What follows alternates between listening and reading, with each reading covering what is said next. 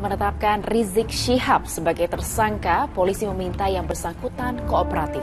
Ya, jika tidak, polisi akan segera menangkap Rizik Syihab. Tidak cuma omon-omon, tapi Pak Presiden Prabowo Subianto benar-benar mengusir oknum barisan pembuat gaduh ke Yaman ataupun mau kabur ke luar negeri sudah dipersilahkan oleh Pak Presiden Prabowo Subianto. Nah, rekan-rekan, tapi garis bawahi dulu, ini Pak Presiden menyentil oknum pembuat gaduh. Jadi, jika tidak merasa membuat kegaduhan dan lain semacamnya, ngapain marah dan ngapain baper. Ini berlaku untuk mereka yang memang buram dan selalu menyebarkan sentimental pesimisme di Indonesia dan menciptakan kegaduhan. Karena rekan-rekan, pertanyaannya kan seperti ini. Kita ini mau menjaga persatuan, mau memelihara kesatuan NKRI, tapi pertanyaannya, jika yang diperjuangkan oleh kita persatuan dan kesatuan, masa iya kita harus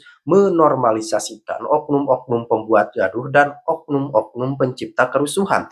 Tentu saja jawabannya, oknum-oknum pembuat gaduh dan rusuh tersebut harus ditertibkan. Maka dari itu saya sangat-sangat setuju dengan statement Pak Presiden Prabowo Subianto yang mempersilahkan oknum tersebut untuk mau kabur ya kabur. Monggo, mau ke Yaman ya silahkan, mau ke negara lain ya silahkan. Karena rekan-rekan, kita tidak butuh perang sesama saudara, kita tidak butuh saling sindir sesama anak bangsa, tapi kita perlu dan butuh sekali persatuan dan kesatuan untuk mencapai Indonesia ke arah yang lebih baik lagi. Bukan begitu rekan-rekan? Maka dari itu, ayo kita analisa dan kaji bersama-sama bagaimana manuver Pak Presiden menghantam balik barisan oknum pembuat gaduh tersebut. Doakan negeri kita. Doakan pemimpin-pemimpin kita. Fudail bin Iyad mengatakan, kalau aku punya satu doa mustajab, maka aku akan berikan kepada pemimpin. Karena kalau pemimpin itu baik, insya Allah yang lainnya akan baik. Maka kita berdoa memohon kepada Allah Azza wa Jalla dengan nama-namanya yang indah. Jadi si guru itu bacain air, nah, airnya bisa jadi 10 juta tuh. Bahkan di internet sekarang sok obat kanker udah disolawatin sama guru ini. Banyak di situ gitu. Itu emang bisnis. Iya, Pak. Dan si gurunya akhirnya jadi punya mobil sport, rumahnya gede, jualan air. Aduh. Ini nyambung nggak jualan-jualan air gitu sama gelar-gelar yang disandingkan di kehidupan dia? Iya, karena memang ini keturunan dari katanya turunan Nabi katanya. Iya, banyak kan ente bikin begitu juga kontennya kan? Iya, dan bahkan kemarin misalkan di Kalimantan itu kebongkar ada sindikat pembuat sertifikat keturunan Nabi. Yang benar. Bener. Jadi matanya buram, Indonesia gelap. Indonesia terang. Ada yang mau kabur. Ada yang mau kabur, kabur aja. Kok kabur aja ke sana? Mungkin ada yang mau kabur ke Yaman, silakan. Mau kabur kemana? Hei orang-orang pinter, bukalah berita, lihatlah. Kita ditempatkan sebagai negara yang paling aman di dunia sekarang.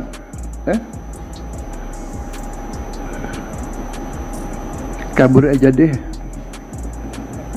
Iya, kabur aja biar kita nggak gaduh. Saudara-saudara, apapun terjadi, kita hanya mau kerja untuk rakyat. Sholat mereka itu menghadapnya kepada foto Habib. Ini maksudnya apa? Bukankah ini kemusyrikan yang lebih nyata? Jadi Habib-Habib itu kalau sholat itu menghadapnya foto Habib. Karena foto-foto itu dipercaya oleh mereka itu bisa memberikan keberkahan, bisa mengatasi masalah-masalah mereka, bisa menjadi solusi-solusi bagi mereka. Kalau mereka minta, mereka menganjurkan mintanya pada foto. Itu eksplisit. Dan saya katakan sekali lagi seperti yang di episode yang lampau, tidak ada satupun muslim yang pernah berpikir seperti itu. Minta hanya kepada Allah, tapi Habib-Habib itu kalau sholat itu menghadap foto. Kemudian kalau minta kepada kuburan dari leluhur mereka. Coba Baraya cek kuburan dari Habib-Habib Ba'alawi itu semuanya ekstra topping. Jadi hijau, merah, kuning, apa semuanya di situ, dan diciumin, disembah dan sholat di situ, dan dikatakan bahwa kalau ada masalah, kalau ada apa-apa, silahkan datang berziarah, minta ke orang di dalam kuburannya, pasti akan dikabulkan. Kalau ada permasalahan di segala apapun, Al-Habib Abdullah bin Al-Haddad bilang, maka hendaknya kalian berziarah ke kuburan, dan kuburan kami itu semua bisa menyelesaikan segala permasalahan. Itu tekstualnya seperti itu. Tidak ada di antara muslim yang berani, bahkan tipe yang paling sesat sekalipun, yang kita sebut sebagai kelompok yang menyimpang gitu ya, kelompok yang Ahmadiyah lah, kelompok apa, itu tidak ada yang berani untuk mengatakan bahwa kuburan itu bisa menyelesaikan masalah-masalah. Gak ada, kecuali Habib-Habib. Klan Baklawi, kaum keturunan pendatang asal Yaman yang kakek moyang mereka datang ke Nusantara dengan diangkut menggunakan kapal-kapal Belanda. Jika kita searching tentang gerombolan tersebut di berbagai sosial media, maka kita akan disuguhkan berbagai fakta tentang betapa zolimnya golongan mereka terhadap bangsa Indonesia. Mulai dari klaimnya sebagai keturunan Rasulullah yang dalam praktiknya mereka gunakan untuk membangun kasta dalam agama, membelokkan berbagai sejarah masa lalu Nusantara yang diantaranya disertai dengan mengubah identitas tokoh-tokoh besar pembangun peradaban di tanah Jawa adalah orang-orang dari golongannya, hingga membangun makam-makam palsu untuk melegitimasi sejarah yang dipalsukan oleh golongan mereka. Maka dalam kesempatan kali ini kita akan membahas kezoliman orang keturunan Yaman yang lainnya, yaitu tentang penyerobotan tanah milik negara. Yang parahnya, Menteri ATR BPN yang harusnya bertugas menyelesaikan urusan pertanahan malah menghambakan diri kepada si keturunan pendatang yang telah merampas tanah negara. Apa yang kira-kira Anda rasakan ketika melihat tanah yang sangat luas milik negara, tanah milik seluruh rakyat Indonesia, tiba-tiba berdiri berbagai bangunan di atasnya, dan yang menjadi pemilik atau yang menguasainya adalah orang keturunan pendatang yang dahulu kakek moyang mereka datang ke Nusantara diangkut oleh kapal-kapal penjajah. Apa yang Anda rasakan ketika melihat di luar sana sangat banyak rakyat kecil harus berdarah-darah mempertahankan sejengkal tanah demi sesuap nasi untuk menghidupi keluarga? Tapi di saat yang sama, ada keturunan pendatang yang terang-terangan menyerobot tanah milik negara, tapi hukum seolah kehilangan taringnya. Negara seolah tidak berdaya hanya karena si keturunan pendatang itu mengatasnamakan agama. Dibangun sebuah pesantren dengan modus agar ketika negara ingin mengambil tanah tersebut, umat akan berbondong-bondong membela dan siap menjadi tameng hidup si penyerobot tanah. Siap berkorban nyawa seperti 6 Sukibin yang mati sia-sia akibat melawan aparat negara hanya karena menuruti perintah dari tuan majikannya. Kasus tanah milik negara di Megamendung yang diserobot oleh keturunan Yaman Rizik Syihab ini pernah ramai di tahun 2021. PT Perkebunan Nusantara, perusahaan milik BUMN sebagai pemilik hak guna usaha, sudah pernah melayangkan somasi kepada Rizik Syihab untuk mengosongkan lahan tersebut. Perkara ini pun sudah pernah dilaporkan ke pihak kepolisian oleh PTPN. Namun entah bagaimana ceritanya, kasus ini kemudian menguap begitu saja, dan hingga hari ini, si keturunan pendatang Rizik Syihab masih menguasai tanah yang sesungguhnya adalah milik negara. Diduga kuat pada saat itu, negara lebih memilih untuk mengalah, sebab pemerintah melalui intelijennya memprediksi bahwa si keturunan Yaman itu akan mengerahkan para Sukibin yang bodoh-bodoh itu maju untuk melawan aparat negara jika negara memutuskan untuk mengambil dan mengosongkan tanah tersebut secara paksa. Negara tentu tidak ingin berhadapan dengan rakyatnya. Sebodoh-bodohnya mereka yang mau saja diperalat orang keturunan pendatang, mereka tetaplah anak bangsa.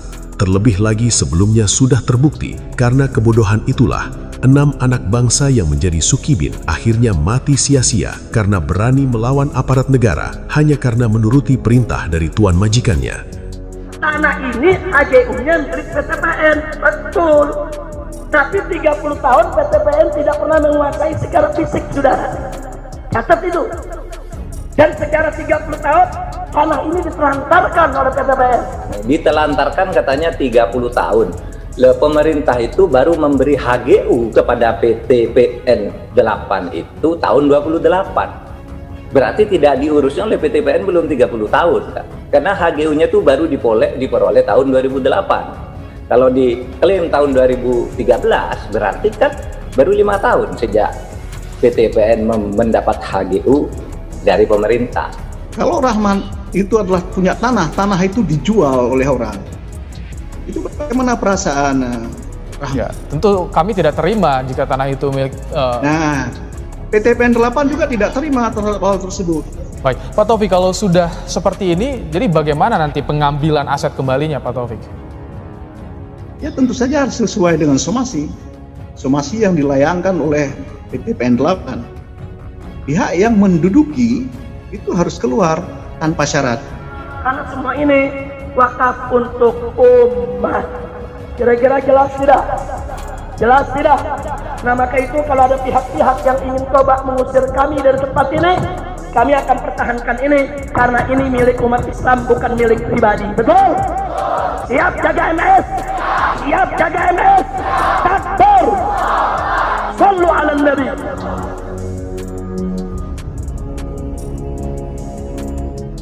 Selalu mengatasnamakan umat demi kepentingan pribadi maupun kelompoknya. Itulah salah satu kezaliman si keturunan Yaman Rizik Syihab yang selalu memperalat umat Islam untuk dijadikan tameng hidup demi melindungi kepentingan dia. Memanfaatkan kepolosan umat Islam bangsa Indonesia yang masih bisa ditipu bahwa dirinya adalah keturunan Rasulullah. Koar-koar jika pesantren yang ia dirikan itu adalah milik umat, padahal umat sama sekali tidak memiliki hak untuk ikut mengelola. Bahkan umat pun tidak punya hak untuk sekedar mengetahui transparansi keuangan di dalamnya. Yang di tahun 2024 saja, menurut situs resmi mereka, biaya awal masuk yang harus dibayarkan oleh setiap santri sudah mencapai 5 juta rupiah. Belum lagi biaya setiap bulannya yang mencapai 1.150.000 rupiah. Namun ketika pesantren yang ia dirikan tersangkut masalah dengan negara, si keturunan Yaman itu dengan entengnya koar-koar pesantren tersebut adalah milik umat dan menyuruh umat yang maju di garda terdepan melawan aparatur negara. Dan bodohnya, umat-umat itu pun seperti sukarela dikibulin begitu saja. Namun yang paling miris hingga membuat bangsa Indonesia mengelus dada adalah Nusron Wahid, seorang menteri bidang pertanahan nasional yang seharusnya menjadi garda terdepan dalam menyelamatkan tanah milik negara, justru mempertontonkan sikap yang sangat memprihatinkan. Bukannya bersikap tegas dan berusaha agar tanah tersebut kembali ke tangan pemerintah, ia justru malah terlihat sedang menghambakan diri kepada si Yaman, penyerobot tanah negara. Kehormatan negara di atas segalanya, jangan sampai atas nama segan, atas nama takut, atau bahkan yang lebih parah, atas nama ngalap berkah karena si penyerobot tanah negara mengklaim dirinya adalah keturunan Rasulullah, membuat seorang menteri yang seharusnya bisa berpikir rasional malah membiarkan aset negara dijarah begitu saja. Jika memang tidak mempunyai cukup nyali untuk bertindak, setidaknya duduk manis saja di kantor kementerian menikmati fasilitas yang diberikan oleh rakyat Indonesia. Bukan malah bergandeng jembut dengan orang yang jelas-jelas telah merampas tanah negara. Atau jika masih mempunyai rasa malu, maka silahkan letak jabatan dan kembali ke rumah. Jabatan menteri dari satu bangsa besar seperti bangsa Indonesia tidak layak jika diisi oleh manusia bermental hamba sahaya.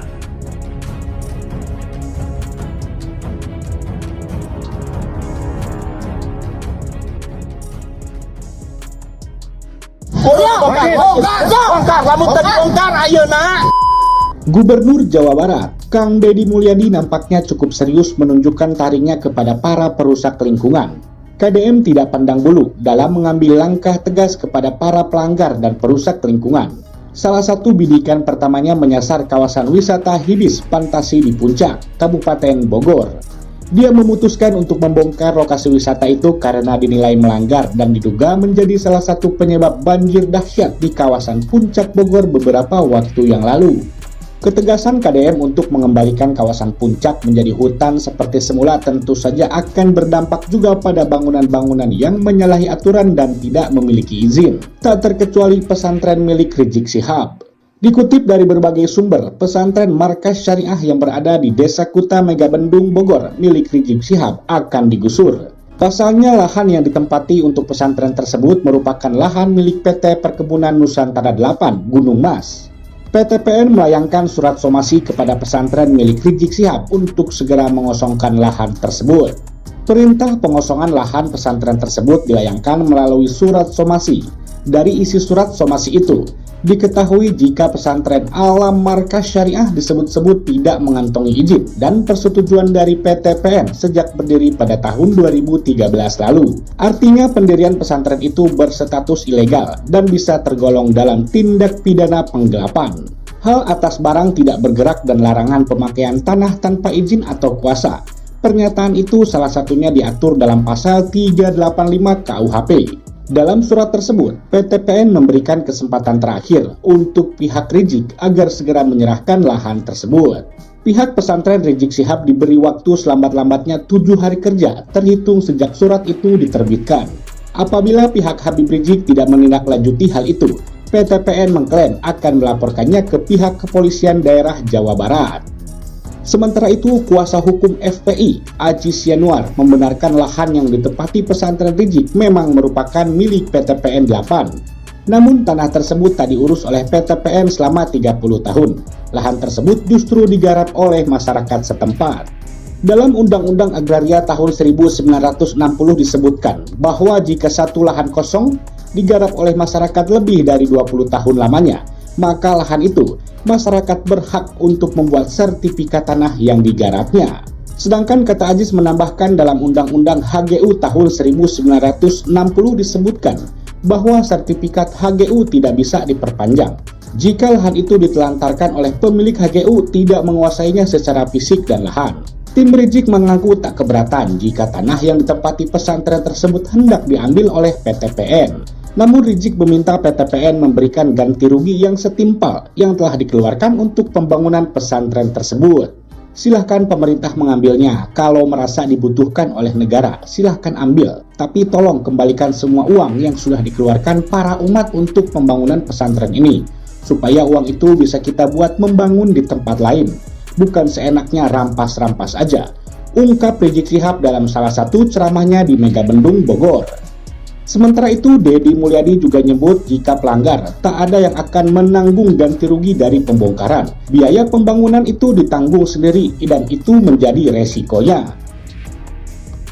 Seperti diberitakan sebelumnya, Deddy Mulyadi menerima informasi bahwa izin persetujuan bangunan gedung Hibits Fantasi Puncak hanya sekitar 4.800 meter persegi. Namun faktanya di lapangan pembangunan kawasan wisata itu mencapai 15.000 meter persegi. Saya tidak segan-segan, walaupun ini PT-nya BUMD Provinsi Jawa Barat. Berikan contoh bagi siapapun bahwa melanggar harus ditindak, walaupun itu adalah lembaga bisnis Provinsi Jawa Barat, ujar Deddy Mulyadi. KDM juga menargetkan pembongkaran bangunan yang tak berizin di wilayah Puncak Bogor dapat diselesaikan sebelum Idul Fitri 1446 Hijriah. Deddy Mulyadi juga menyiapkan 23.000 pohon untuk menghijaukan kembali kawasan Puncak Bogor. Nah, jadi seperti itu rekan-rekan, sudah jelas dan tegas pesan Pak Presiden Prabowo Subianto. Memang Pak Presiden merangkul semua pihak, mengajak semua pihak untuk bekerja sama untuk mengawal kepemimpinannya, tapi Pak Presiden tentu saja tidak mau direcoki oleh drama-drama receh. Maksudnya apa rekan-rekan? Sesama misalnya drama saling sikut sesama anak bangsa yang sebenarnya tidak tahu memperebutkan apa dan lain semacamnya, kegaduhan, adu domba. Bahkan yang terbaru juga kan ada yang berkomentar Pak Presiden ini rasis dan fasis karena sentilan kabur ke Yaman. Ya, padahal konteks yang dibahas oleh Pak Prabowo pada saat itu adalah memang perkara kabur ke luar negeri. Ya, salah satunya kabur ke Yaman karena Yaman ini kan luar negeri rekan-rekan. Maka dari itu kita memang perlu menjaga persatuan dan kesatuan, dan kita sepertinya harus sepakat rekan-rekan dengan statement saya bahwasanya kita ini tidak butuh kegaduhan, kita tidak butuh perang sesama anak bangsa, tapi kita perlu dan butuh kesatuan dan persatuan untuk mewujudkan target Indonesia Emas, untuk mengupgrade SDM kita, dan tentu saja untuk membawa kapal Indonesia yang besar ini ke tujuan yang memang telah ditetapkan, dan tentu saja kita semua harus memiliki tekad menciptakan Indonesia yang lebih baik lagi. Maka dari itu kita harus mengawal kepemimpinan Presiden Prabowo Subianto dan juga Wapres Gibran Rakabuming Raka. Tapi mengawal dalam artian objektif. Jika memang ada yang perlu dikritik, kita kritik yang membangun, jangan yang menjatuhkan, jangan caci maki kepada personal pribadi. Tapi ketika ada yang memang perlu diapresiasi, ya kita apresiasi saja, jangan gengsi. Makanya dari itu rekan-rekan, itu yang saya maksud dengan memberi dukungan yang objektif.